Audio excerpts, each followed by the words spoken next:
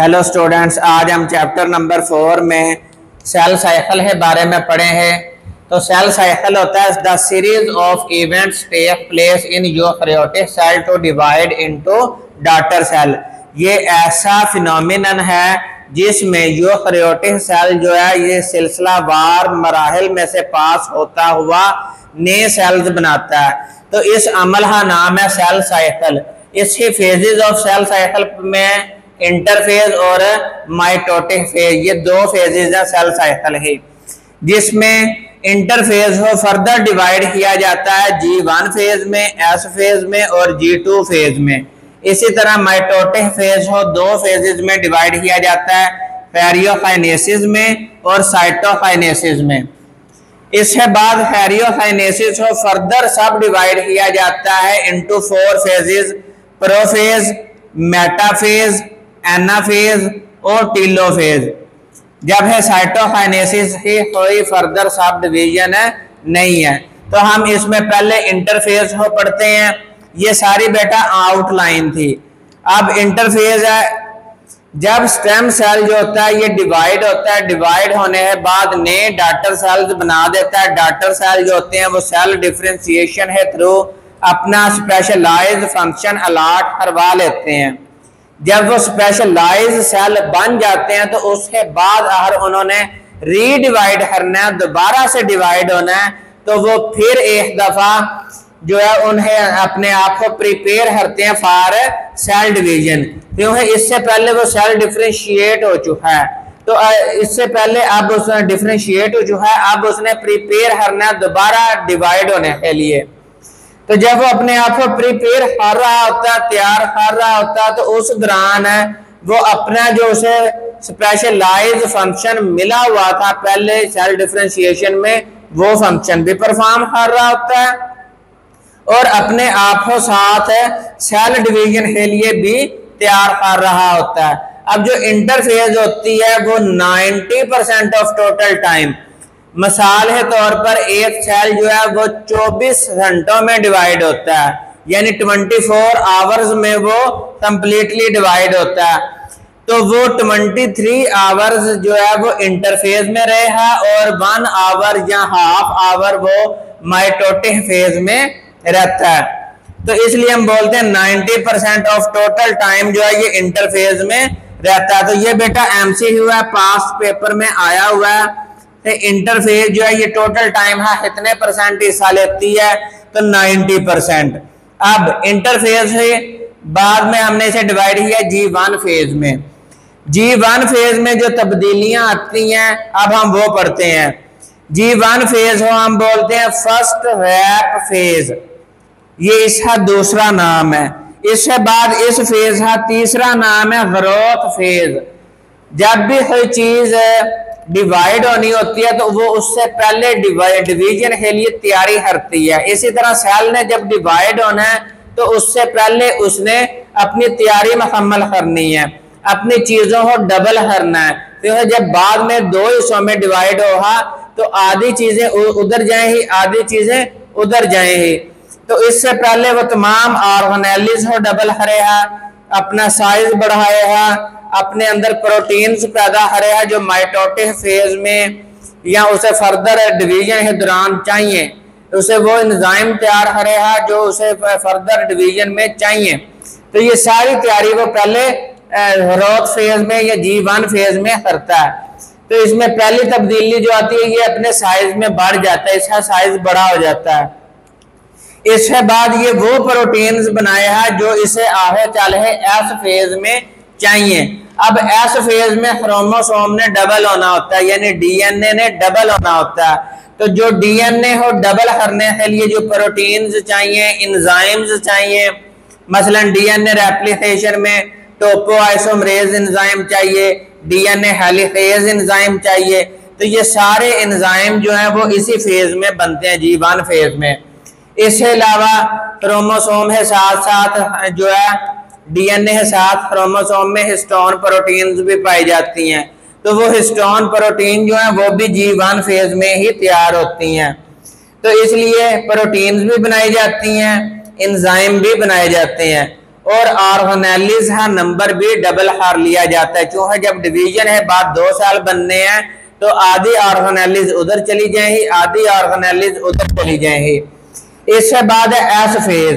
S phase का दूसरा नाम है सिंथेसिस फेज, यानी इसमें हर चीज बनाई जाती है। अब सिंथेसिस क्या होता है, डीएनए रेप्लिकेशन। डीएनए जो होता है ये अपनी एक फोटोकॉपी जो है वो और बना लेता है। क्यों है, जब 2 सेल बनने हैं तो एक में पेरेंट वाली डीएनए रह जाएगा और दूसरे में उसी की कॉपी शिफ्ट हो जाती है। तो यहाँ पर डीएनए रेप्लिकेशन होती है। तो डीएनए रेप्लिकेशन में जितने भी एंजाइम और प्रोटीन्स चाहिए वो सारी G1 फेज में बन चुकी होती हैं पहले से। तो ये बेटा एमसीक्यू आता है। एस फेज में क्या होता है, डीएनए रेप्लिकेशन होती है। और फिर जब डीएनए रेप्लिकेशन हो जाती है तो फिर क्रोमोसोम जो है ये डुप्लीकेट हो जाता है, यानी अपने साथ सिस्टर क्रोमाटिड्स बना लेता है। अब हमने यहाँ पे क्रोमोसोम का स्ट्रक्चर देखते हैं। ये जो बेटा दरमियान में ये वाला पोर्शन है इसे बोलते हैं सेंट्रोमेर, जहां से दोनों आर्म्स आपस में जुड़े हुए हैं, सेंट्रोमेर। अब ये जो ऊपर वाला बाजू है और नीचे वाला बाजू है इन्हें हम बोलते हैं क्रोमाटिड, क्रोमाटिड।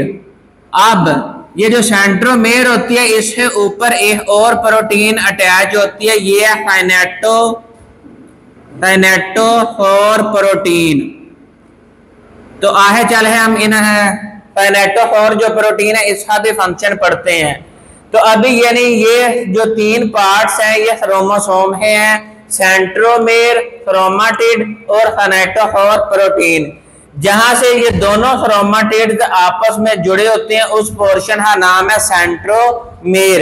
तो एस फेज में जब डीएनए रेप्लिकेशन हो जाता है, क्रोमोसोम की डुप्लीकेशन होती है, तो ये जो क्रोमाटिड्स होते हैं ये अपने साथ दो क्रोमाटिड और बना लेते हैं, यानी ये क्रोमाटिड और ये क्रोमाटिड पहले से मौजूद था और साथ में ये क्रोमाटिड और ये वाला, ये दोनों न्यू सिंथेसाइज हुए हैं, यानी ये डुप्लीकेट हो चुका है क्रोमोसोम। तो ऐसे इन दोनों को हम बोलते हैं ये एक दूसरे के सिस्टर क्रोमाटिड हैं, सिस्टर क्रोमाटिड। तो यानी एस फेज में जो है ये सिस्टर क्रोमाटिड्स बन जाते हैं, लेकिन नंबर ऑफ क्रोमोसोम जो होते हैं वो सेम रहते हैं, ये बात याद रखनी है। अब बात जहां पे ये भी कंसेप्ट पाया जाता है, यानी हर एक सेल में 46 क्रोमोसोम हैं, तो 46 क्रोमोसोम जब डुप्लीकेट हुए तो ये 92 हुए, नहीं, नंबर ऑफ क्रोमोसोम जो है वो 46 ही रहते हैं, बस वो अपने साथ डुप्लीकेट होके ये सिस्टर क्रोमाटिड्स बनाते हैं। नंबर ऑफ क्रोमोसोम जो है वो सेम रहे हैं, तो हर स्पीशीज में नंबर ऑफ क्रोमोसोम जो होते हैं वो सेम रहते हैं। तो ये भी एमसीक्यू आता है, नंबर ऑफ क्रोमोसोम जो है इंटरफेज के दौरान डबल होते हैं या नहीं। तो नंबर ऑफ क्रोमोसोम जो है वो सेम रहते हैं, बस सिस्टर क्रोमाटिड्स बन जाते हैं साथ में।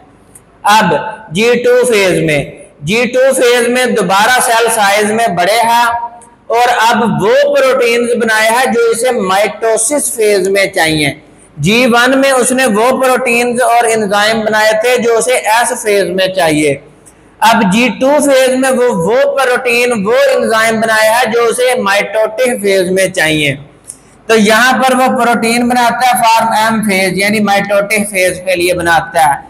इस फेज में आके वो अपने डीएनए डैमेज को भी चेक कर लेता है, यानी जो एस फेज में डीएनए रेप्लिकेट हुआ, सिस्टर क्रोमाटिड्स बने हैं, वो यहाँ पर ये भी चेक करेगा क्या डीएनए डैमेज तो नहीं है, जो साथ में सिस्टर क्रोमाटिड्स बना है उसमें जो सीक्वेंस ऑफ न्यूक्लियोटाइड है वो क्या सेम है, तो डैमेज तो नहीं है, अगर रिपेयरिंग की जरूरत है तो वो वहीं पर उसे रिपेयर करेगा, फिर एम फेज में इंटर होगा, वरना वो एम फेज में इंटर नहीं होता। यहाँ पर वो दोबारा अपने आप को प्रिपेयर करेगा फॉर एम फेज। उसके बाद ये जो तीनों फेजेस थी, G1 फेज, एस फेज और G2 फेज, ये तीनों जो है ये इंटरफेज ही फर्दर सब डिवीजन या सब फेजेस हैं। लेकिन एक और फेज है जी नॉट फेज, ये इंटरफेज ही फेज नहीं है, ये एक अलहदा से जी नॉट फेज होती है। अब जो क्रोमोसोम या जो सेल डिवाइड करना छोड़ देते हैं, यानी वो दोबारा सेल साइकिल का हिस्सा नहीं बनते, वो जो होते हैं stop dividing perform specific function, यानी अब उन्होंने डिवाइड करना छोड़ दिया, उस फेज को हम बोलते हैं जी नॉट फेज। ये बेटा शॉर्ट क्वेश्चन है, तो write a short note on G naught phase. G naught phase में सेल जो है ये डिवाइड करना छोड़ देता है, और जो उसे पहले स्पेसिफिक फंक्शन अलॉट हुआ था सेल डिफरेंशिएशन में, सिर्फ वो फंक्शन अपना जो है वो परफॉर्म करता रहता है। अब कुछ सेल्स ऐसे होते हैं जो परमानेंटली जी नॉट फेज में चले जाते हैं, मसलन न्यूरॉन्स हैं, ये एक दफा डिवीजन के थ्रू बने, इन्हें फंक्शन अलॉट हुआ, ये पूरी बॉडी में मैसेज हो ट्रांसमिट करे हैं, उसके बाद ये सेल जो न्यूरॉन एक दफा मेच्योर हुआ, मेच्योर होने के बाद ये जी नॉट फेज में परमानेंटली चला जाता है। अब कभी भी न्यूरॉन सेल डिवाइड नहीं करेगा। इसी तरह कुछ सेल जो होते हैं जो टेम्परेरीली जाते हैं जी नॉट फेज में, लेकिन जैसे ही वहां पर सेल ही दोबारा जरूरत पड़े तो ये दोबारा रीडिवाइड होना शुरू कर देते हैं, लेकिन ये टेम्परेरी तौर पर जी नॉट फेज में चले जाते हैं। इसमें एग्जांपल आ जाती है लीवर सेल और किडनी है सेल। जब किडनी सेल्स या लीवर सेल्स हो दोबारा सेल ही जरूरत महसूस हो, नए सेल्स बनाने पड़े, तो ये जी नॉट फेज से निकल है दोबारा इंटरफेज में चला जाता है डिवाइड होने के लिए। लेकिन जब इसे जरूरत ना पड़े तो ये इंटरफेज माइटोटिक फेज को छोड़ है ये दोबारा जी नॉट फेज में आ जाता है। इसके बाद कुछ सेल्स ऐसे होते हैं जो कभी भी जी नॉट फेज में जाते ही नहीं है, ये थ्रू आउट लाइफ डिवाइड होते रहते हैं। इसमें एपिथेलियल सेल्स आ जाते हैं। एपिथेलियल सेल जो होते हैं ये जानदार ही जो ऊपर वाली जिल्द होती है ये वो बनाती है, तो इसलिए जिल्द है सेल कभी भी जी नॉट फेज में नहीं जाते। अब इसके बाद इंटरफेज कंप्लीट हुई, इंटरफेज के बाद है माइटोटिक फेज। माइटोटिक फेज जो है ये माइटोसिस है। माइटोसिस को जो है 1880 के अंदर वाल्डर फ्लेमिंग साइंटिस्ट था, इसने डिस्कवर किया था। तो ये बेटा एमसीक्यू आते हैं, साइंटिस्ट नेम भी और ये ईयर भी पूछा जाता है, इस ईयर में जो है ये फाइंड आउट हुई थी, डिस्कवर हुई थी। अब माइटोसिस ऐसी सेल डिवीजन है, ऐसा अमल है, ऐसा सेल डिवाइड होता है जिसमें आगे फर्दर 2 डॉटर सेल बनते हैं, ठीक है, और दूसरे नंबर पर same number of chromosome as were present in parent cell, वही नंबर ऑफ क्रोमोसोम रहते हैं जो पेरेंट सेल में मौजूद थे। मिसाल के तौर पर ये हमारे पास पेरेंट सेल है, उसके अंदर 46 क्रोमोसोम मौजूद हैं। तो अब पहली शर्त ये है 2 डॉटर सेल पैदा होने चाहिए, ठीक है, ये 2 डॉटर सेल पैदा हुए, 1 और 2, सेम नंबर ऑफ क्रोमोसोम होने चाहिए जितने पेरेंट सेल में मौजूद हैं। तो बेटा ये डॉटर सेल में 46, ये डॉटर सेल में 46। बुनियादी तौर पर जब ये एस फेज में डुप्लीकेट होता है तो सेल में जो क्रोमोसोम पाया जाता है वो इस हालत में पाया जाता है, ठीक है। तो जब ये डुप्लीकेट हो जाता है तो ये जब 2 डॉटर सेल बनने होते हैं तो ये दरमियान में से टूट के एक सिस्टर क्रोमेटिड उस सेल में चला जाता है, दूसरा सिस्टर क्रोमेटिड उस सेल में चला जाता है। इस तरह नंबर ऑफ क्रोमोसोम हो जो है मेंटेन कर लिया जाता है और दोनों डॉटर सेल्स में सेम नंबर ऑफ क्रोमोसोम पाए जाते हैं। इसके बाद बेटा माइटोसिस जो है ये यूकैरियोटिक सेल में होती है जिसमें प्रॉपर न्यूक्लियस मौजूद होता है। इसके बाद ये सोमैटिक सेल में पाई जाती है। सोमैटिक सेल कौन से सेल्स होते हैं? ये बेटा बॉडी सेल्स होते हैं जिनसे आपकी बॉडी बनी हुई है, जिस्म बना हुआ है। तो बॉडी सेल का दूसरा नाम है सोमैटिक सेल। ये सिर्फ और सिर्फ सोमैटिक सेल है, अंदर माइटोसिस होती है। तो ये भी एमसीक्यू आता है। यूकैरियोटिक सेल में माइटोसिस पाई जाती है और थिन सेल्स में सोमैटिक सेल में माइटोसिस पाई जाती है। तो यहाँ पर बात हुई थी 90% ऑफ टोटल टाइम तो यहाँ पर बात हो रही 10% ऑफ टोटल टाइम। तो ये भी एमसीक्यू है। माइटोटिक फेज जो है वो कितने टाइम के लिए चलती है, टोटल टाइम है सिर्फ 10% टाइम जो है ये लेती है। अब डिवीजन तो प्रोकैरियोटिक सेल में भी होती है, यानी जिसमें न्यूक्लियस नहीं होता, तो फिर हम इसी डिवीजन हो क्यों माइटोसिस का नाम देते, हम प्रोकैरियोटिक सेल ही जो डिवीजन होती है उसे बाइनरी फिशन का नाम दे देते हैं। जब है प्रोकैरियोटिक सेल में बेटा आ जाता है बैक्टीरिया, इसका मतलब है बैक्टीरिया ही जो सेल डिवीजन है हम उसे माइटोसिस का नाम नहीं देते, हम उसे बाइनरी फिशन का नाम देते हैं। क्यों देते हैं बेटा, जब सेल डिवाइड होना होता है, फॉर एग्जांपल ये सेल है, तो सेल है अंदर स्पिंडल फॉर्मेशन होती है, माइटोटिक स्पिंडल बनते हैं। ये जो थ्रेड लाइक स्ट्रक्चर है दरमियान में, ये बेटा स्पिंडल फॉर्मेशन हुई है। अब स्पिंडल फॉर्मेशन होती है, यहाँ पर क्रोमोसोम जो है ये अलाइन होते हैं सेपरेशन के लिए, बाद में सेपरेट होना होता है इन्होंने। तो अब ये जो स्पिंडल फॉर्मेशन है ये यूकैरियोटिक सेल में तो होती है, जब है ये प्रोकैरियोटिक सेल में ये नहीं होती, यानी जब प्रोकैरियोटिक सेल में स्पिंडल फॉर्मेशन ही नहीं होनी या माइटोटिक स्पिंडल फॉर्मेशन नहीं होनी, तो हम फिर इसकी डिवीजन हो माइटोसिस भी नहीं बोलते, बल्कि इसे हम सिंपली कह देते हैं सेल दो हिस्सों में डिवाइड हुआ, तो दो हिस्सों में डिवाइड होना बाई, यानी बाइनरी फिशन। अब माइटोटिक फेज की दो डिवीजन है, दो फर्दर सब डिवीजन है, कैरियोकाइनेसिस एंड साइटोकाइनेसिस। तो कैरियोकाइनेसिस और साइटोकाइनेसिस में डिफरेंस आता है, ये भी शॉर्ट क्वेश्चन है, differentiate between cytokinesis and karyokinesis. इसमें जब सेल ने डिवाइड होना होता है तो पहले वो अपने न्यूक्लियस को डिवाइड करता है, न्यूक्लियस की डिवीजन हो हम बोलते हैं कैरियोकाइनेसिस। जब है बाद में साइटोप्लाज्म डिवाइड होता है, यानी जो ऑर्गेनेल्स इधर डबल हुई हैं, अब उन्होंने भी अपनी पार्टीशन करनी होती है, आधी उस डॉटर सेल में जानी होती है, आधी उसमें। तो जब साइटोप्लाज्म डिवाइड होता है तो हम इसे बोलते हैं साइटोकाइनेसिस। तो ये बेटा शॉर्ट क्वेश्चन बनता है, इन दोनों में डिफरेंस पूछ लिया जाता है। ये दोनों एम फेज यानी माइटोटिक फेज ही फर्दर सब डिवीजन है। इसके अलावा इंटरफेज पे ओवरऑल नोट भी आ जाता है लॉन्ग क्वेश्चन के तौर पर, और इस पे अलग-अलग शॉर्ट क्वेश्चन भी पूछ लिया जाता है, G1 फेज पे, एस फेज पे, G2 फेज पे। जब है जो एस फेज में नंबर ऑफ क्रोमोसोम डुप्लीकेट होते हैं, ये इसमें फेमस एमसीक्यू है, नंबर ऑफ क्रोमोसोम डुप्लीकेट किसमें होते हैं, एस फेज में। ऑफ सेल डिवीजन यानी फेजेस ऑफ माइटोसिस में दो डिवीजन थी, कैरियोकाइनेसिस एंड साइटोकाइनेसिस। कैरियोकाइनेसिस है डिवीजन ऑफ न्यूक्लियस। अब कैरियोकाइनेसिस को फर्दर डिवाइड किया जाता है प्रोफेज में, मेटाफेज में, एनाफेज में और टेलोफेज में।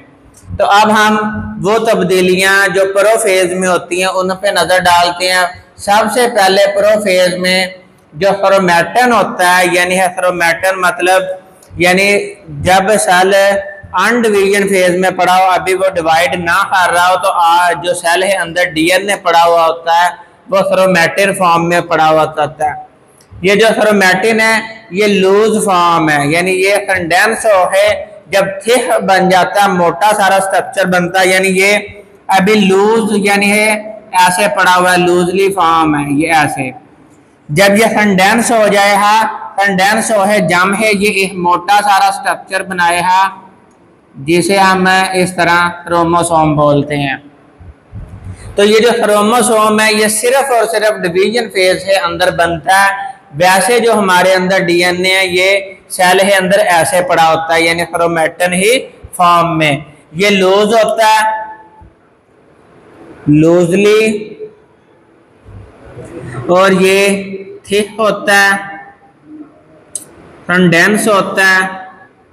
ये थिक कंडेंस हो है ये क्रोमोसोम का स्ट्रक्चर बनाता है। और जब है ये पीछे एस फेज में ये डुप्लीकेट हो चुका है, यानी इसने अपने सिस्टर क्रोमाटिड्स बना लिए हैं। यानी पहली तब्दीली है क्रोमाटिन से क्रोमोसोम बनना और सिस्टर क्रोमाटिड बन जाना। दूसरे नंबर में जो होती है वो है न्यूक्लियर इन्वेलप डिग्रेड हो जाता है, यानी टूट जाता है। यानी सेल है जो न्यूक्लियस होता है उसकी जो बाहर वाली दीवार है, बाहर वाली न्यूक्लियर वॉल है, वो टूट जाएगी। फिर न्यूक्लियस के अंदर एक स्ट्रक्चर पाया जाता है जिसे हम न्यूक्लियोलस बोलते हैं, ये राइबोसोम बनाता है। तो ये न्यूक्लियोलस को भी यहाँ से डिसअपीयर करवा दिया जाता है, तोड़ दिया जाता है।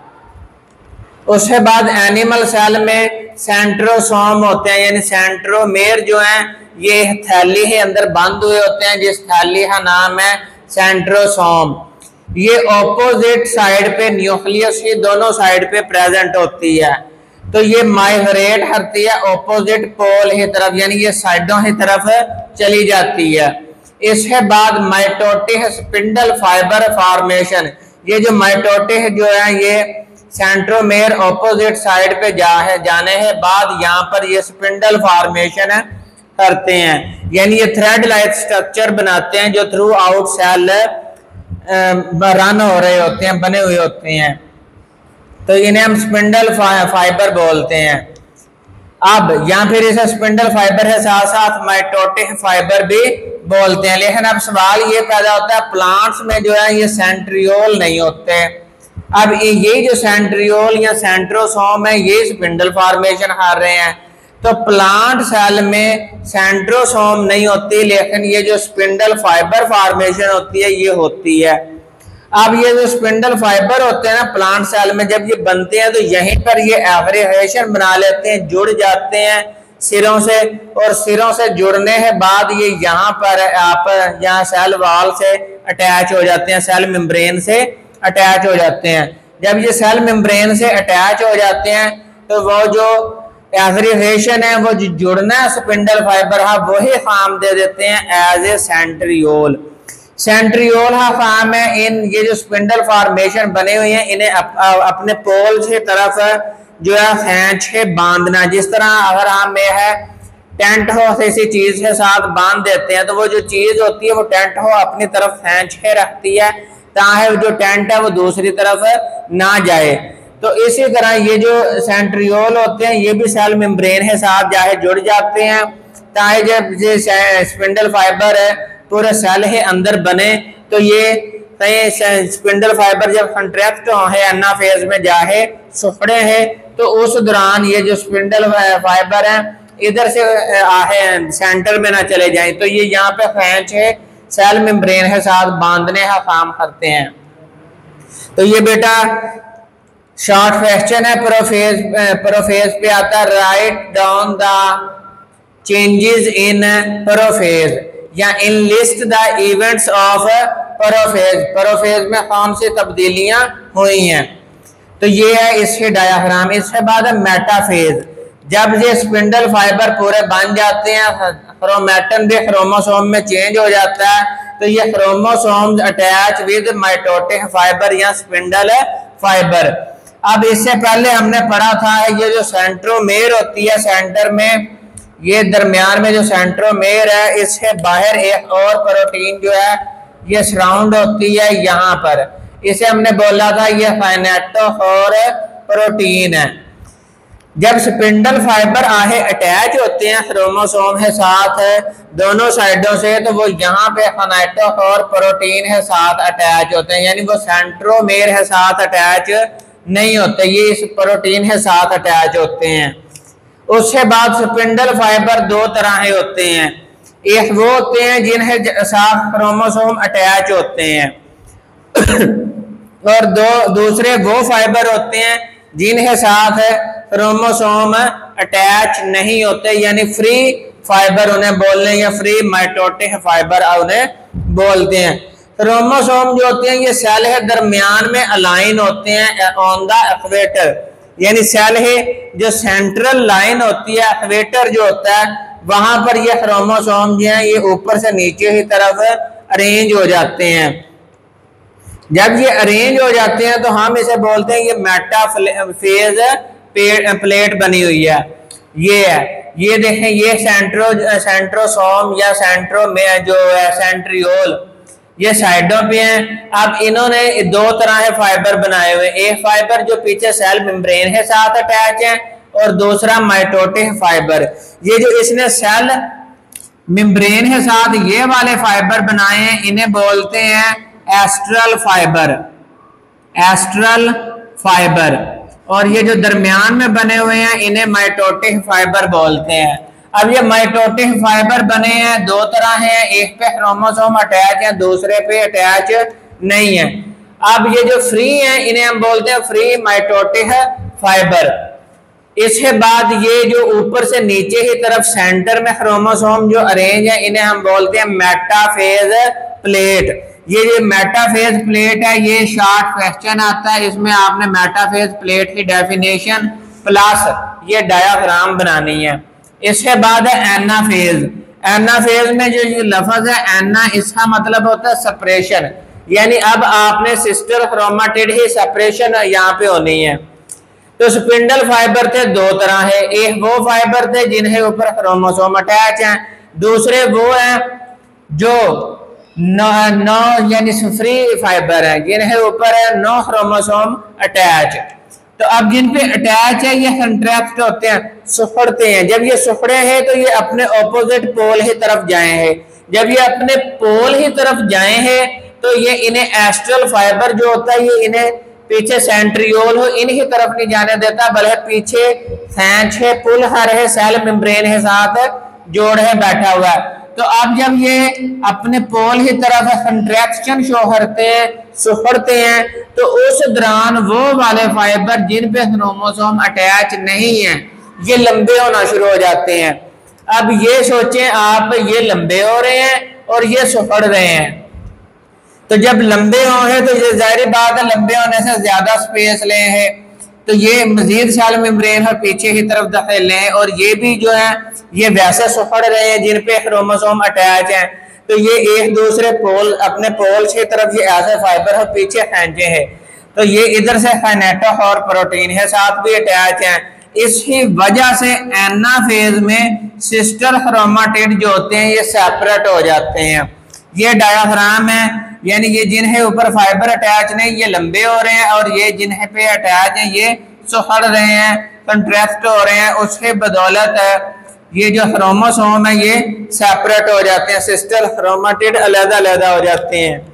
टीलोफेज, टीलो में लफ्ज जो टेल है ये टीलो है, इसका मतलब है टेल यानी एंड वाली फेज, यानी यहाँ पे अब पैरियोकाइनेसिस खत्म हो जाना, न्यूक्लियस की डिवीजन है अब खत्म हो जाएगी।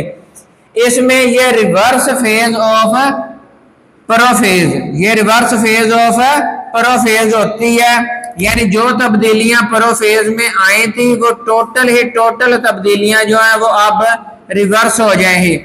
इसमें पहली तब्दीली ये थी कि क्रोमाटिन से क्रोमोसोम बना था, अब टेलोफेज में ये क्रोमोसोम से दोबारा क्रोमैटिन बन जाएगा।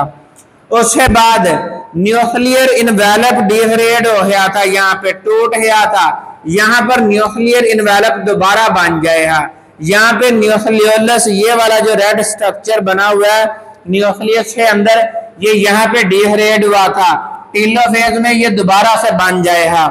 उसके बाद सेंट्रोसोम जो थे ये माइग्रेट ऑपोजिट पोल, यानी ये पोल की तरफ चले गए थे, ये सेंट्रोसोम दोबारा वापस है न्यूक्लियस से राइट एंगल पर वापस दोबारा आ जाए हैं। माइटोटिक स्पिंडल फाइबर फॉर्मेशन हुई थी, अब यही स्पिंडल फाइबर फॉर्मेशन खत्म हो जाएगी। उसके बाद प्लांट सेल में सेंट्रोसोम होते ही नहीं है, तो इसलिए वहां पर ये बात करने की जरूरत नहीं है।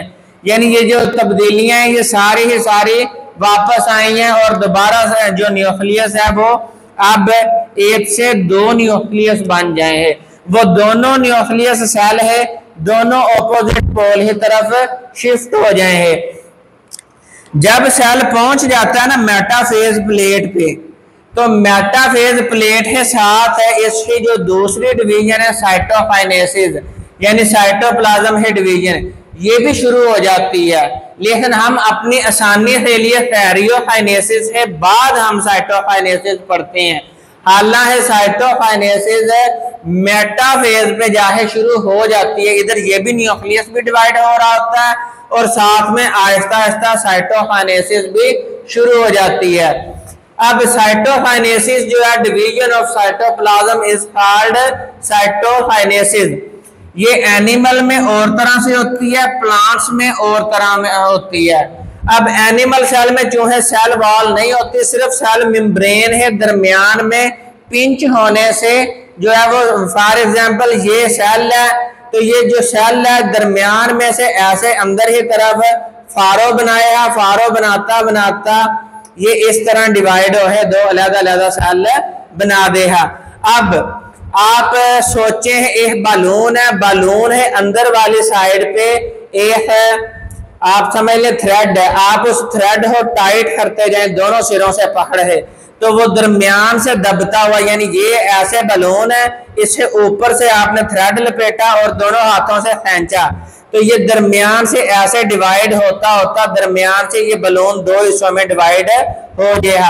सेम इसी तरह सेल है जो अंदर वाली साइड होती है, यानी सेल वॉल जो है, सेल मेम्ब्रेन जो है वो अंदर वाली साइड से एक रिंग ऑफ माइक्रोफिलामेंट्स, ये जो माइक्रोफिलामेंट्स है एक छल्ला अटैच होता है अंदर वाली साइड से।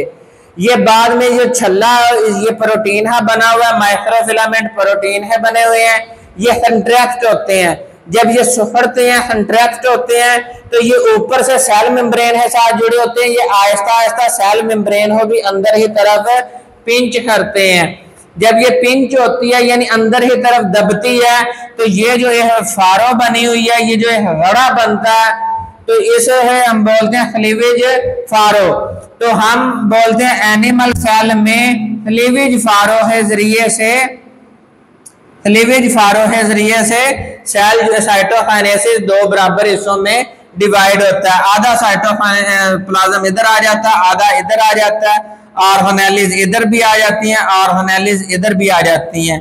ये जो दरमियान में हमने बनाया हुआ रिंग ऑफ माइक्रोफिलामेंट, ये जैसे जैसे सुखड़े हैं वैसे वैसे ये फारो डीप होती जाएगी और डीप होती होती ये अल्टीमेटली यहां से जाके ये जो है ये इधर डीप होती हुई ये मिल जाएगी और इधर से ये मिल जाएगी और ये दो सेल्स में डिवाइड हो जाती है। सेम इन द प्लांट्स में होता है। प्लांट्स में अब जो है सेल वॉल जो होती है ये हार्ड होती है, तो ये अंदर की तरफ पिंच नहीं होती। इस वजह से इसे दो बराबर हिस्सों में डिवाइड करने के लिए पहले गोल्गी अपरेटस वो मटेरियल बनाती है जो सेल वॉल बनाता है, यानी सेलुलोज, हेमीसेलुलोज, लिग्निन, पेक्टिन। उसके बाद ये गोल्गी अपरेटस के पास जाता है सारा मटेरियल, वो इसे गोल्गी वेसिकल में पैक कर देती है। ये मटेरियल पैक हो जाता है और फिर इस मटेरियल हो, इस वेसिकल हो, इन थैलियों हो, सेल है सेंटर में भेज दिया जाता है। ये है जी वेसिकल, ये वाली। अब ये जो दरमियान में आ जाती है, मिडल में सेल में है दरमियान में आ जाएगी, तो यहाँ पर ये फ्यूज होना शुरू हो जाएगी। जब ये फ्यूज होती हैं, इन्हें दरमियान अंदर जो है वो सेलुलोज, हेमीसेलुलोज बना पड़ा है। जब ये फ्यूज होती हैं तो एक प्लेट नुमा स्ट्रक्चर बनता है। ये ऐसे फ्यूज होने के बाद एक स्ट्रक्चर बनता है, प्लेट बनती है, उसे हम बोलते हैं फ्रेगमोप्लास्ट प्लेट। तो ये फ्रेगमोप्लास्ट प्लेट है, अंदर जो मटेरियल पड़ा होता है ये बाद में यहाँ पर सेल वॉल सिंथेसाइज कर देता है। जब सेल वॉल बन जाती है तो ये जो अंदर सेल मेम्ब्रेन होती है ये भी अंदर न्यू सिंथेसाइज हो है, यहाँ पे दो बराबर हिस्सों में सेल डिवाइड हो जाता है। तो यहाँ पर ये शॉर्ट क्वेश्चन आता है, differentiate between cytokinesis of plant cell and animal cell. तो इसमें ये एक बात फारो लिखने वाली और इसमें ये फ्रेगमोप्लास्ट, ये दो इंपॉर्टेंट टर्मिनोलॉजीज हैं। ये शॉर्ट क्वेश्चन है, आंसर में जरूर लिखनी है। एग्जामिनर ये दो चीजें देखता है, फ्रेगमोप्लास्ट प्लेट बच्चे ने लिखी है या नहीं, या फारो बनाई है या नहीं, ये दो लफ्ज लाजमी लिखने हैं। इसके अलावा ये अलहदा अलहदा से भी शॉर्ट क्वेश्चन बन जाता है, cytokinesis in plant cell, cytokinesis in animal cell. इसी तरह ये किसी भी फेज के ऊपर राइट शॉर्ट नोट आता है। अब हम इसके बाद इंपॉर्टेंस ऑफ माइटोसिस देखते हैं। यहाँ पे सिग्निफिकेंस ऑफ माइटोसिस, तो इसमें सबसे पहला जो फ़ायदा होता है माइटोसिस का वो है ग्रोथ, यानी जब बच्चा पैदा होता है तो उसका साइज छोटा होता है, जैसे जैसे टाइम पास होता है बच्चे की हाइट जो है वो बढ़ती है। इसका मतलब है हाइट बढ़ने में उसे नंबर ऑफ सेल ज़्यादा चाहिए, तो जब नंबर ऑफ सेल ज़्यादा चाहिए तो इसका मतलब है सेल ने अब डिवीजन करनी है, सेल ने अब डिवाइड होना है। तो जब सेल डिवाइड करेगा वो थ्रू माइटोसिस करेगा, क्यों है हमने नंबर ऑफ क्रोमोसोम जो है ये मेंटेन रखने होते हैं। तो ग्रोथ की जो डेफिनेशन है increase in size is called growth. ये शॉर्ट क्वेश्चन आता है ग्रोथ की डेफिनेशन बताएं, तो increase in size of organism is called growth. जब साइज बढ़ता है तो जाहिर बात है उसे नंबर ऑफ सेल्स भी ज्यादा चाहिए, तो increase in number of cell, इसके रिजल्ट में न्यू सेल्स जो है वो पैदा होते हैं। अब ये जो नए सेल्स पैदा होते हैं ये identical to the parent cell, यानी अगर आपके पेरेंट सेल है अंदर 46 क्रोमोसोम मौजूद है, तो इससे जो डॉटर सेल बने हैं दो, उनमें भी 46 नंबर ऑफ क्रोमोसोम होते हैं। तो ये identical to the parent cell, यानी पेरेंट सेल से हूबहू 100% ये मिलते हैं। हमारी बॉडी के अंदर 200 ट्रिलियन सेल्स पाए जाते हैं। जब है ऑर्गेनिज्म जब पहली दफा पैदा होता है, तो जब यानी पैदा होना शुरू होता है, यानी स्पर्म और ओवा जब आपस में फ्यूज होते हैं, फर्टिलाइजेशन हो जाती है, तो इन्हें रिजल्ट में बनने वाला पहला सेल, जानदार ही लाइफ का पहला सेल जो होता है ये जायगोट होता है। तो ये एमसीक्यू आता है, जानदार ही लाइफ का पहला सेल, लिविंग सेल और first living cell of life of living organism is called zygote. ये भी एमसीक्यू है। अब इस जायगोट में से ये जो 200 ट्रिलियन ऑफ सेल बनने हैं, 200 ट्रिलियन सेल्स बनने हैं, ये सारे के सारे इसी जायगोट में माइटोसिस होने के बाद डिवीजन से बनने हैं। जायगोट में ही डिवीजन होनी है, तब जाके ये आगे 200 ट्रिलियन सेल जो है ये बनने हैं। तो दूसरा फायदा है सेल रिप्लेसमेंट। सेल रिप्लेसमेंट हमारे रेड ब्लड सेल जो होते हैं ये 120 डेज के बाद इन्हें बॉडी जो है वो तोड़ देती है और नए रेड ब्लड सेल बनते हैं।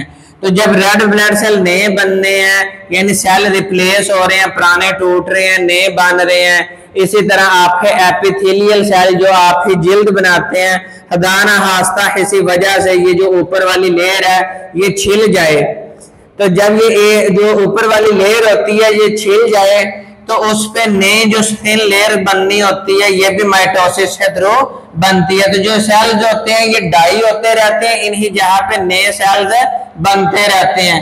इस फिनोमिनन को हम बोलते हैं सेल रिप्लेसमेंट। ये भी माइटोसिस के थ्रू ही होता है। अब जो छोटे जानदार होते हैं, जो मिसाल के तौर पर स्टारफिश, तो उन्हें अंदर अपने बॉडी पार्ट्स जो होते हैं ये टूट जाएं तो ये दोबारा उन्हें रीजनरेट कर लेते हैं। तो सम एनिमल्स है अंदर रीजनरेट बॉडी पार्ट्स की जो एबिलिटी होती है, यानी उन्हें बॉडी पार्ट्स अगर किसी वजह से टूट जाए तो वो दोबारा वो जो है रीजनरेट कर लेते हैं, दोबारा वो बना लेते हैं। तो अब जब ये पार्ट्स दोबारा बनाए जाते हैं तो ये भी माइटोसिस के थ्रू ही बनाए जाते हैं। फॉर एग्जांपल ये स्टारफिश है, इसका ये जो बाजू है ये टूट गया, इसी वजह से ये अलग हो गया, सेपरेट हुआ है। तो अब ये सेपरेट होने के बाद यहाँ पर माइटोसिस के जरिए से स्टेम सेल जो है वो दोबारा नया जो है वो बाजू बना दे है। इस तरह ये जो है रीजनरेशन का फिनोमिनन भी जो है वो माइटोसिस के थ्रू ही परफॉर्म किया जाता है। अब हमने रिप्रोडक्शन ही दो टाइप्स पढ़ी थी, सेक्सुअल रिप्रोडक्शन और एसेक्सुअल रिप्रोडक्शन। सेक्सुअल में यानी स्पर्म और ओवा बनते हैं, यानी गैमेट्स फॉर्मेशन होती है, फ्यूजन ऑफ गैमेट्स होती है, तो वो मियोसिस से बनते हैं। जब है एसेक्सुअल रिप्रोडक्शन जो है इसमें नो गैमेट्स फॉर्मेशन, इसमें स्पर्म और ओवा भी नहीं बनते, और फिर इन्हें इसमें जेनेटिक मटेरियल जो है ये भी एक्सचेंज नहीं होता। यानी ये ऐसी रिप्रोडक्शन है जिसमें जो नई औलाद पैदा होनी है ये 100% अपने माँ बाप से मिलती जुलती है, इसमें कोई चेंज नहीं आती। क्यों है, ये माइटोसिस से पैदा हो रहे होते हैं, तो माइटोसिस जो है ये आइडेंटिकल टू पेरेंट सेल होते हैं, जैसे पेरेंट्स वैसे ही बच्चे होते हैं। तो अब ये होते माइटोसिस में हाइड्रा में जो है एसेक्सुअल रिप्रोडक्शन है, उस एसेक्सुअल रिप्रोडक्शन ही एक टाइप है बड़े हैं, यानी जो पेरेंट ऑर्गेनिज्म है उस पे एक आउट ग्रोथ बनती है, बाहर की तरफ एक है मैच ऑफ सेल बनता है जिसे हम बोलते हैं बड, और वो बड बाद में अलग हो जाती है पेरेंट बॉडी से और नया जानदार बना देती है। मिसाल के तौर पर ये हाइड्रा है, बाहर आउट ग्रोथ्स बनी है जिन्हें हमने नाम दिया बड।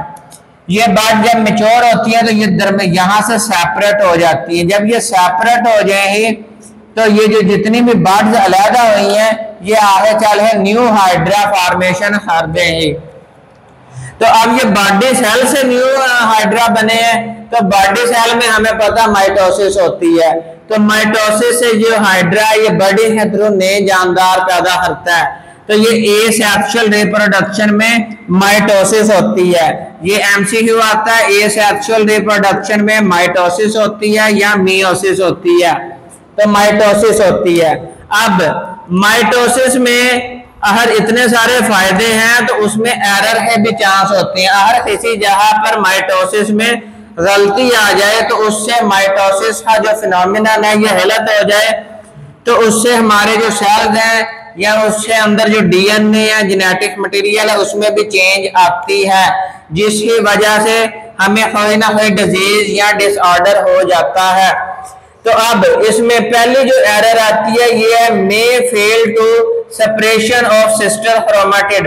अगर आपको माइटोसिस में कैरियोकाइनेसिस में एनाफेज याद हो तो एनाफेज में सेपरेशन होती है सिस्टर क्रोमेटिड ही, इसी वजह से सिस्टर क्रोमेटिड जो है ये प्रॉपरली सेपरेट ना हो, यानी इधर ये देख लें ये भी क्रोमेटिड प्रॉपरली सेपरेटेड है, ये भी प्रॉपरली सेपरेटेड है, लेकिन ये जो है ये सेपरेट नहीं हुए, बल्कि इस तरफ कोई भी सिस्टर क्रोमेटिड नहीं आया और इस पोल की तरफ दोनों सिस्टर क्रोमेटिड चले गए हैं। तो अब जब ये डिवाइड हो जाएगा सेल तो यहाँ पर 46 की बजाय 45 रह गए हैं और इधर 47 चले गए हैं, इधर एक सिस्टर क्रोमेटिड अजाफी चला गया। तो अब ये 45 और 47 जब है ह्यूमंस है अंदर है क्रोमोसोम है तो ज्यादा 46, यहाँ पे 45 है, यहाँ पे 47 है, तो ये दोनों एबनॉर्मल है।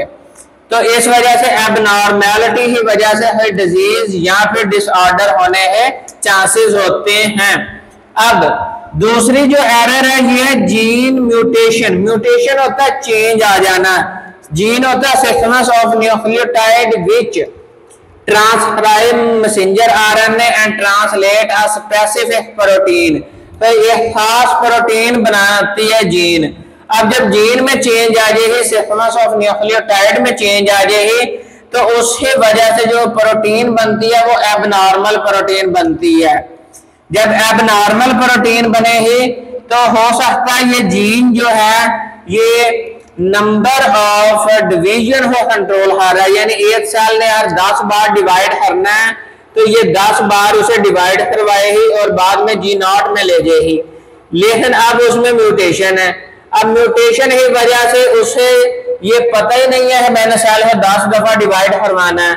अब ये 10 के बजाय यहाँ पे 100 दफा 1000 दफा 1500 दफा करवाएगी, जिसे हम डेफिनेशन बोलते हैं अनकंट्रोल्ड डिवीजन ऑफ सेल।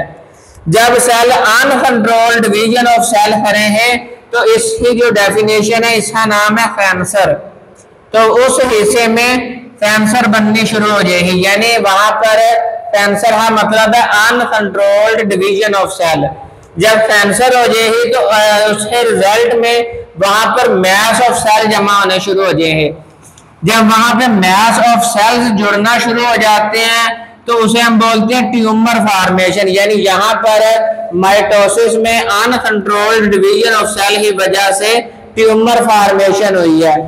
अब ये ट्यूमर भी दो तरह के होते हैं, बिनाइन ट्यूमर और मैलिग्नेंट ट्यूमर। बिनाइन ट्यूमर वो ट्यूमर होता है जो जहां पे बना है वहीं पे रहे, यानी किसी है यहाँ पे बाजू में बना तो ये यहीं पे बना है, यहीं पे रहे, यानी ओरिजिनल प्लेस पे रहे, तो उस ट्यूमर को हम नाम देते हैं बिनाइन ट्यूमर। अगर ये जो ट्यूमर होता है बिनाइन ट्यूमर है, ये ब्लड है अंदर शामिल होता है, माइग्रेट करे दूसरे बॉडी पार्ट्स में, और वहां जाकर भी डिजीज करे या वहां पर भी अनकंट्रोल्ड डिवीजन स्टार्ट करवाए, तो इसे इस ट्यूमर को हम बोलते हैं मैलिग्नेंट ट्यूमर। तो ये बेटा शॉर्ट क्वेश्चन आता है, differentiate between benign tumour and malignant tumour. इसके अलावा ये भी शॉर्ट क्वेश्चन है, डिफाइन कैंसर, तो अनकंट्रोल्ड डिवीजन ऑफ सेल। तो इसके बाद ये जो है ना migration of tumour from one part of body to the other is malignant tumour. ये जो बीमारी है एक हिस्से से दूसरे हिस्से की तरफ जो फैलना होता है ब्लड के जरिए से, उसे हम बोलते हैं मेटास्टेसिस। मेटास्टेसिस था स्प्रेडिंग ऑफ डिजीज, यानी बीमारी का फैलना। तो बेटा यहाँ पर हमारी माइटोसिस कंप्लीट हो चुकी है। इसमें हमने माइटोसिस के डिफरेंट फेजेस भी देख लिए, इंटरफेज भी पढ़ा। इसके बाद सिग्निफिकेंस ऑफ माइटोसिस, यानी इसके फायदे क्या हैं, नुकसान क्या हैं।